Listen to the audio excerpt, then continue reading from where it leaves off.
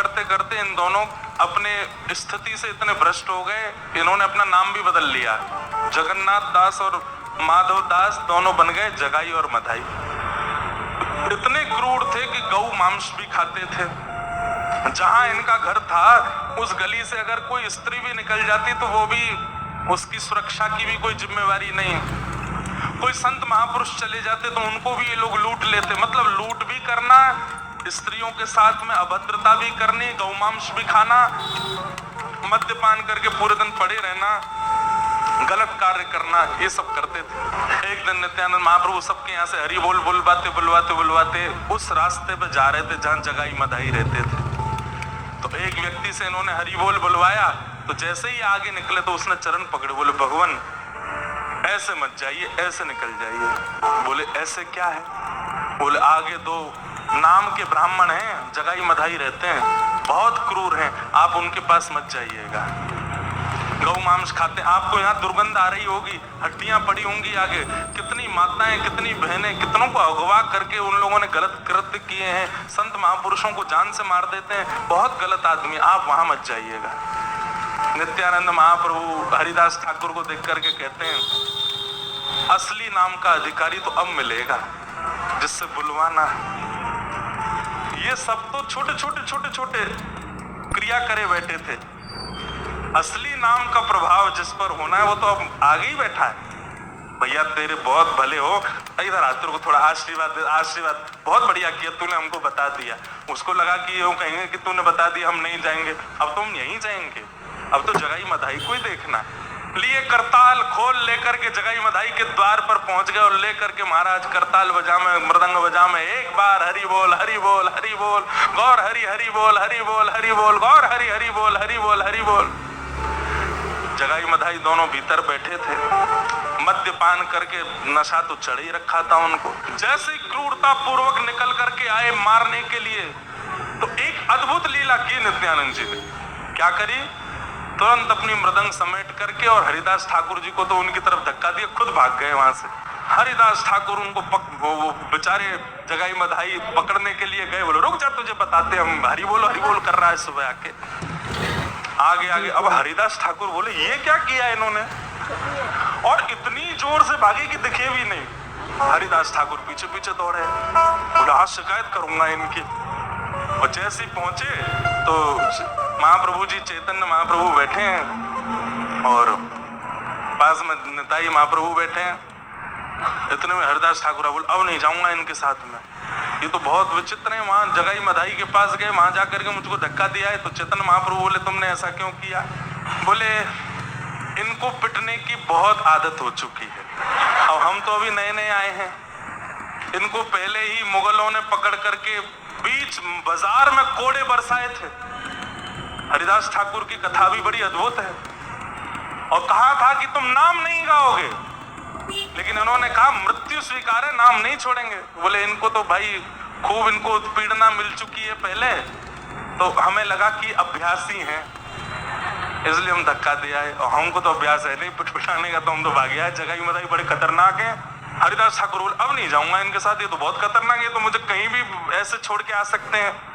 चैतन्य महाप्रभु मंद मंद मुस्कुरा करके नित्यानंद जी की ओर देखे, बोले असली बात क्या है वो बताइए। बोले असली बात ये है कि हरिदास ठाकुर कितनी नाम जप प्रतिदिन करता है, इसकी कोई गिनती नहीं है। ये नाम ध्यान में, नाम जप में मेरे भी बड़े हैं, मुझसे भी बड़े हैं। मैंने इनको धक्का इसलिए दिया कि मुझे तो स्पर्श करना पड़ेगा, आपको तो स्पर्श करना पड़ेगा, हमारे स्पर्श से कल्याण होगा। लेकिन इनके अगर पीतांबरी का छोड़ भी जगाई मधाई को छू गया तो उनके ऊपर कल्याण हो जाएगा, उनके कुछ पाप तो कम हो जाएंगे। मैं इसलिए इनको धक्का दे के आया कि इनकी पीतांबरी कैसे भी उन दोनों से स्पर्श हो जाए।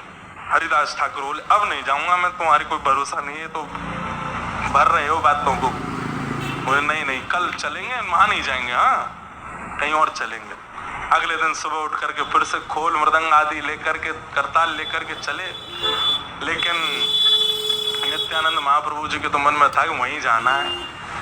कीर्तन करते करते जैसे ही उस गली में मुड़े, हरिदास ठाकुर बोले देखो फिर जा रहे हो आप?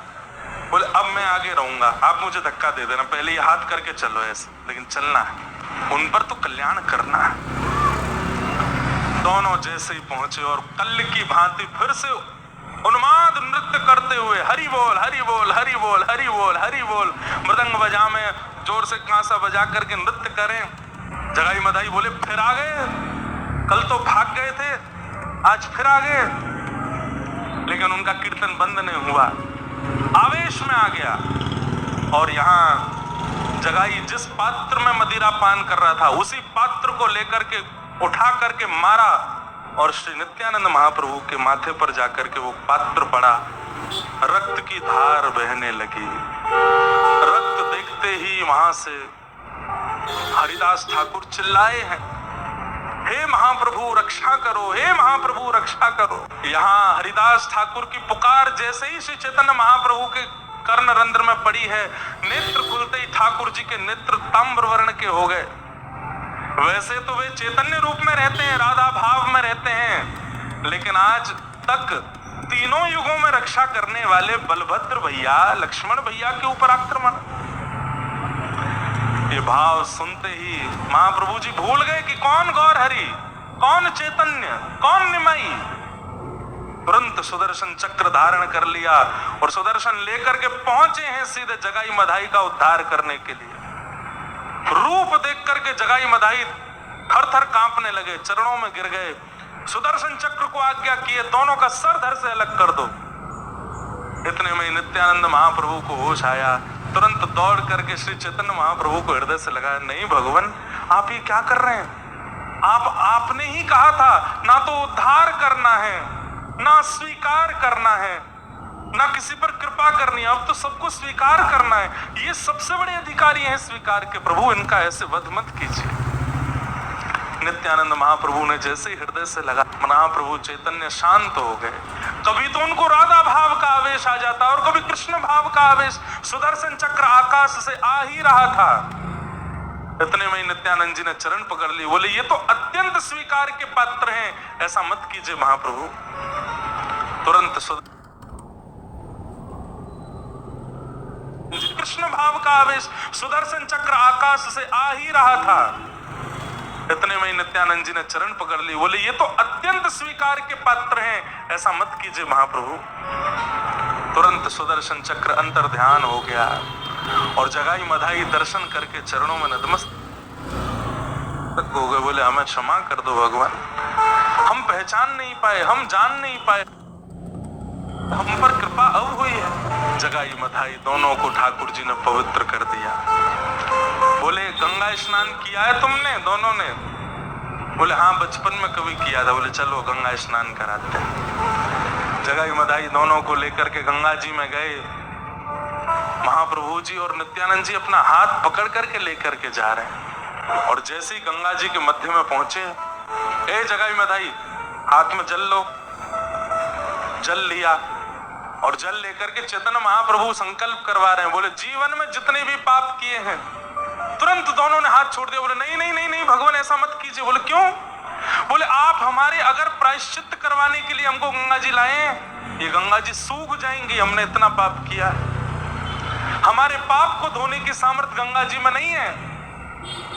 इतने पापी हैं कि पूरी गंगा रक्त मंडित हो जाएगी। इतनी गौ हत्या की है, इतनी नारियों के साथ अत्याचार, इतने संतों को मारा है हमने, हम गंगा के योग्य नहीं, आप ये मत कराइए।